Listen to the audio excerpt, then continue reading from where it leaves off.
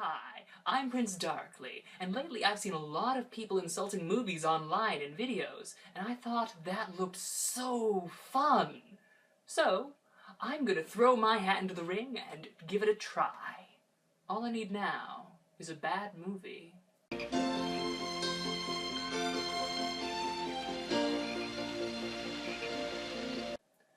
Perfect.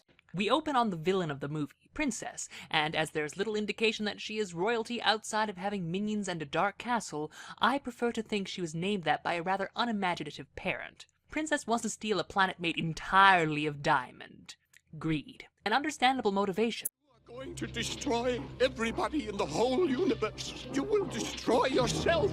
At least it would be if doing so wouldn't result in her own death, as Furby here is so kind to inform us. This toy dinosaur represents the princess.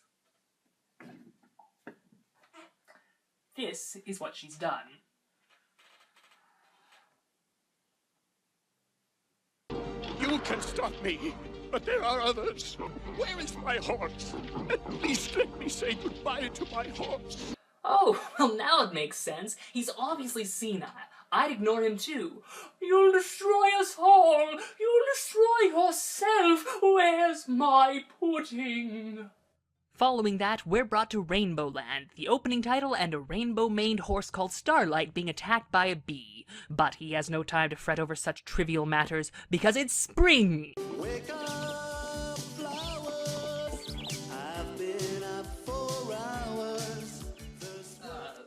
No, you haven't. You just woke up a moment ago, remember? When the bee stung you on the... You're lying. Move over, princess. I have a new villain to watch. Everybody's got a part to play to start each day in a beautiful way. No, I don't care how catchy it is, you are not doing that. Rainbow Brite is soon woken up in what may be the creepiest way possible, grabs some star sprinkles and heads to Earth to start up spring. But before we can see how that goes, we get introduced to Murky and Lurky. They don't like rainbows, and have a pollution machine that somehow is supposed to stop spring from coming. Yeah, these guys are dumb. Faster, snail brain, faster! They lose the machine, but that's alright because it and this entire scene were completely pointless. Back with Rainbow Brite, she must now face off against the girl who holds dominion over winter, the Dark Stormy. You know it would be awesome if Rainbow Brite and Stormy had to fight to the death every year, and that late spring was simply because Stormy killed her off, and they had to grow a new Rainbow Brite back in the Rainbow Land laboratories. But alas, it's not to be. Instead, Rainbow and Starlight just outrun Stormy and her horse. Not much of a feat when she apparently can't leave the clouds. Oh, and this has absolutely no effect on the plot either. There's a lot of that in this movie. Rainbow's first act upon finally reaching Earth is to save a boy who's about to crash his bike. Rainbow! I can never let anything happen to the only person on Earth who can see me. Thank you for expositing that bit of information that I already know, Brite. The audience, I appreciate it. You know, Rainbow, just because they can't see you, doesn't mean they can't see the boy. Hey, Fred, you'll never believe what I just saw. I saw a boy riding a bicycle on a rainbow. Dude, you need to lay off the booze. Rainbow quickly realizes something isn't quite right when she can't get rid of the winter snow to bring in spring. If spring doesn't get started soon, flowers will die. The birds won't lay their eggs. And I don't want to think about the baseball season. You heard the kid. Forget about the mass starvation that's going to occur because we can't grow any food. The primary concern here is that we can't have our baseball season. Rainbow starts heading home to find out what the problem might be, but before we can see that, we must see Murky and Lurky again. Everything about them is still pointless except for one thing. The arrival of a mecha horse named Onyx, who sees these two for the wastes of time they are and leaves in search of Rainbow Brite. He finds her swiftly enough and reveals news of how Princess is harming the diamond planet of Spectra, where all light in the universe must pass through, and this is what's preventing spring. So, they need to go and put a stop to her stupidity. Can I help, please? I never get a chance to make things bright and colorful. How cute! She thinks I'm going to give her a response. Later, bitch. Murky Lurky, hearing about the diamond but not the consequences of messing with it, follow after them. After yet another pointless scene, this time of the Rainbow Munchkins, Rainbow and Co. somehow survive the vacuum of space and reach Spectra. For a distant mythical planet, it really didn't take that long to reach. Upon arrival on the planet, they discover that the local Furby population has been hypnotized into weaving netting to cover the planet, which Princess will then use to drag the giant diamond to wherever it is she actually plans on taking it. First attempt to fix the problem? Tear the netting apart by hand, because for some reason they think they can outpace an army of hypnotized Furbies. You know, it would be kind of nice if at least our protagonists weren't stupid like this. They are quickly prevented from completing their grand plan of causing minor delays by the Glitterbots, big golden robots that shoot nets out of their mouths and have laser beam eyes that hypnotize whatever they hit. Why they use nets instead of hypno beams on Rainbow, I'll never know. One of the Glitterbots succeeds in snaring Starlight, but Onyx is capable of just burning through the ropes and they all escape. When they are unable to find Orin within the first 5 minutes of arriving on Spectra, they try to search for some guy named Chris, only to discover that he's not at home, but they do get attacked by more Glitterbots. They make another run for it, but for some reason Starlight is sliding on the ground and unable to run properly, despite having no troubles the last time they were doing so. Consistency? What's that? In an effort to hide, they pretend to be hypnotized and start weaving the net. And somehow, the horse doing so doesn't raise suspicion, but the little girl who actually has hands and could potentially weave ropes does. Before Rainbow can be hit by the hypno beam, Onyx swoops in and saves them again by reflecting the beam back on the Glitterbots. Onyx has just saved them for the second time. He's obviously far more competent than our supposed hero. Why does he need her again? With brand new anti-slip booties that Rainbow wove for Starlight, they abandon their search for Chris to search for Orin again. Gee, it's almost like switching from searching for Orin to Chris earlier was completely pointless. Oh, great. These guys again. They've somehow gotten to Spectra, and they're still stupid. They've already got a villain for this movie. Why do they need these two idiots? Rainbow and company run into more Glitterbots and run away. Again. This is getting repetitive. But fortunately, at least something different happens this time around, and a lake bars their path. Though this shouldn't really be a problem, seeing how Rainbow can just take out some star sprinkles and create a rainbow road to run on. Seems like the perfect moment for a swim. Hang on! I can't get anywhere in this water. Ow! Stupidity! It burns! Who jumps into a lake when they can't swim? I'm a magnificent swimmer! And a compulsive liar, too. They manage to drag themselves into a conveniently placed boat with an inconvenient lack of propulsion, but not to worry, our resident Onyx is here to save them yet again. But safety is not to last, for there's a waterfall ahead, and I guess it's finally time to bring out the rainbow. Emergency! Emergency! The rainbow can't get through this mist! We're going over! So, you're on the edge of a waterfall, Onyx is struggling to prevent you from going over, and your rainbow won't work either?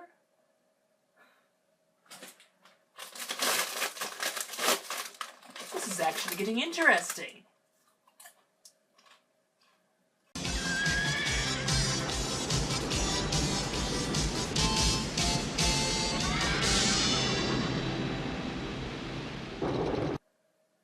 What? Bad movie! No! Do not do this! That's the No!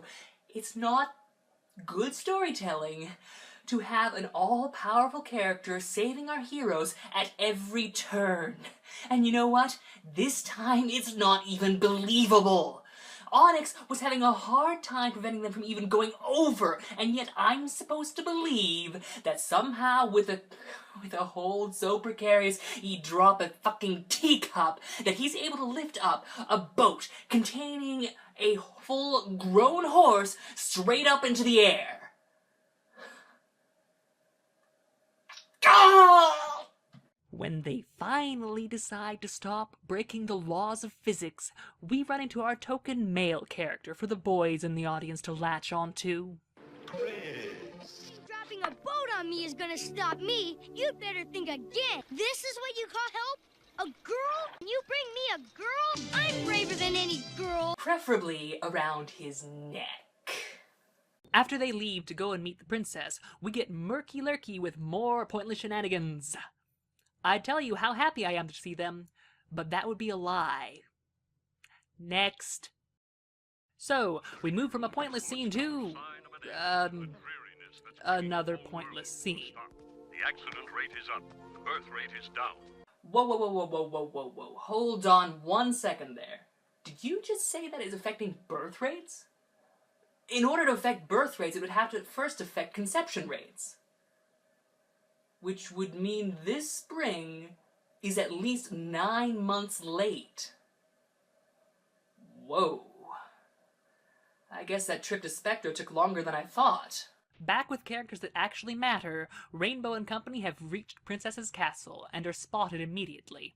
Not wanting any guests, Princess tries to blow them away, and failing that, she dematerializes the bridge. This is fun! You know, she's right. Attempting to slaughter children is loads of fun. I make sure to do it at least twice a week. For some reason, Princess changes her mind about killing them and brings them inside instead, where she and we see Rainbow use her color belt to solve the first conflict without the use of the Deus Ex Mecha Horse. Princess decides she wants this color belt, and she takes it, despite Rainbow's valiant efforts to prevent it. And Chris's less valiant efforts. It'll look marvelous with my red dress. Princess tosses them both into a dungeon where Chris continues being an unlikable prick. And all we have to do is walk in and explain it all to the princess. How dumb can a girl get? Well, now they're trapped. I wonder, how will they get out of this one? Onyx! You have to get us out of here! No, please don't do this. You just started solving problems without him. Don't do this to me. He'll never get in. Onyx, go and get Starlight. Starlight. Mission accepted. Oh. You listened. Thanks. Onyx provides a distraction by pretending to be the rebel ship at the beginning of Star Wars Episode 4.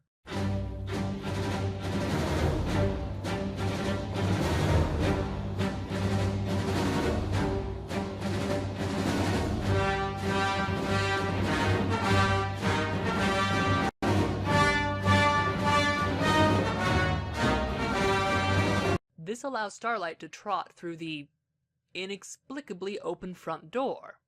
You know it's a bad plan when you have to rely on the stupidity of the villains to succeed. Sir, we're under attack. Extend the bridge and open the front door. But sir, that would leave us completely vulnerable to infiltration. You dare to question my brilliance? So our rainbow-maned horse gets into Princess's chambers only to be mercilessly cut down by her magic. Oh, wait. No. That would make sense. Instead, Princess throws a tantrum and calls for the guards while he steals back the belt, tossing it to Onyx, who tosses it to Rainbow, and they all escape.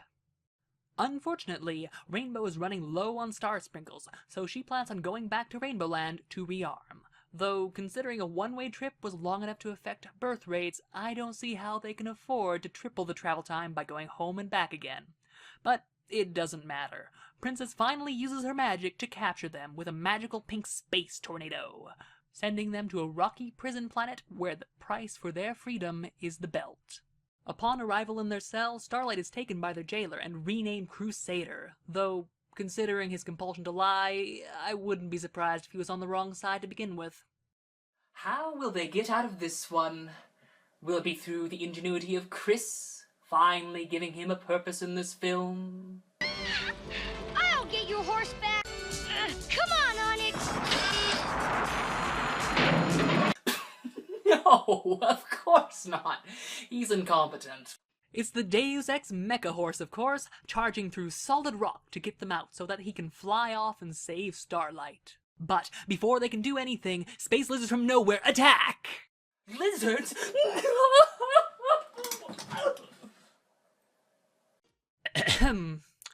Chris and Onyx are captured while Rainbow falls into a lake-filled cavern, where she just so happens to find Senile Furby. I don't know what he's doing there, but he has star sprinkles. Why does he have star sprinkles, you may ask? Magic and I are old friends. It's magic! We don't have to explain. They use their newfound star sprinkles to escape from the lizard men and head off to save their captured companions. But before that, Senile Furby gives Rainbow a device for Chris that'll turn him into a powerful warrior, the kind of which he'd always dreamed of. With one problem. You need the power of your rainbow to make it work. Right, because as we all know, every little boy dreams of relying upon girls and rainbows for his powers. Without Rainbow Brite around, I suspect Chris will be completely useless. Come to think of it, that's kind of like how it is right now. Holy shit! Did he just turn that guy to stone? You can forget what I was saying. Rainbow and company escape their captors, but Murky and Lurky, who were also there for some reason, aren't so lucky. They get taken to Princess's castle, because locking up your attempted escapees is apparently not something you do in this universe. Murky here offers to capture Rainbow Brite in exchange for their freedom. Are these guys actually going to have a point now? How are they going to catch Rainbow Brite? Will they use a trap? An ambush? A fiendishly clever device? They're not going to catch her, kangaroo brain. Oh. Back with the characters that actually matter, Oren realizes just how little tension this movie has with the flying Deus Ex Machina about, so he flies away with him after they've come up with a plan to invade Princess's castle and destroy the crystal that is the source of her magical power. What is this wonderful plan of theirs? Why, it's to climb a giant water wheel of death. Wait, what? Why, oh why, are they not using the Rainbow Road again? I'll send the rainbow down for you as soon as it's safe to use it. Oh, I get it, because it's safer to climb the death trap. That makes perfect sense.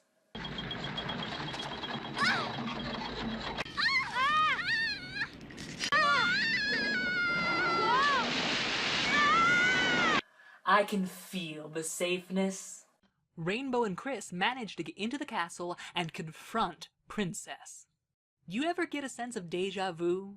It turns out they still aren't a match for Princess's magic. I'd get excited over this rise in tension, but if past experiences are any indication, then... 3, 2... Ugh.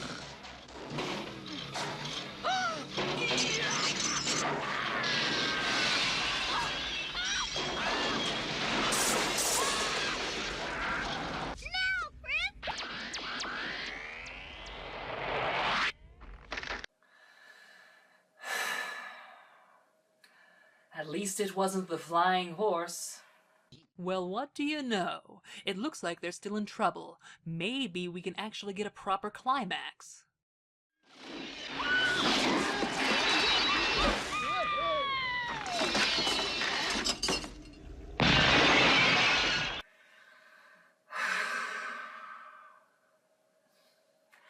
At least it wasn't the robot flying horse.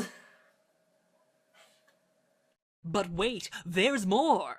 Princess, in a rage, has decided to destroy Spectra by crashing her ship into it. If I can't have that diamond, no one's going to have it! But the day is saved by Rainbow, for once of all people, with the power of her namesake to deflect the ship away, which somehow causes it to explode, resulting in the fiery demise of our villain. This movie is kind of violent for a little girl's cartoon about flying horses and rainbows. So Spectra is safe, spring comes to Earth, our heroes return to Rainbow Land, and everybody who isn't dead has a happy ending.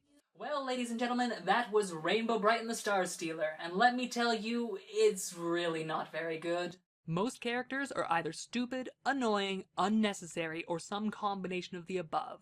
The villain, though shown to be powerful with her magic, has an idiotic plan that will result in her own death when her primary motivation is greed. Most tension in this film is destroyed by the use of Deus Ex Machinas, and there are innumerable scenes that have absolutely no relevance to the plot. You could probably cut half an hour from this movie and not lose anything of value. This movie is downright terrible. The only thing worse than this movie is that I actually like it, and I have no idea why. Now, if you'll excuse me, I have some self-reflection to do in regards to what that might actually say about my life. Good night. Everybody's got a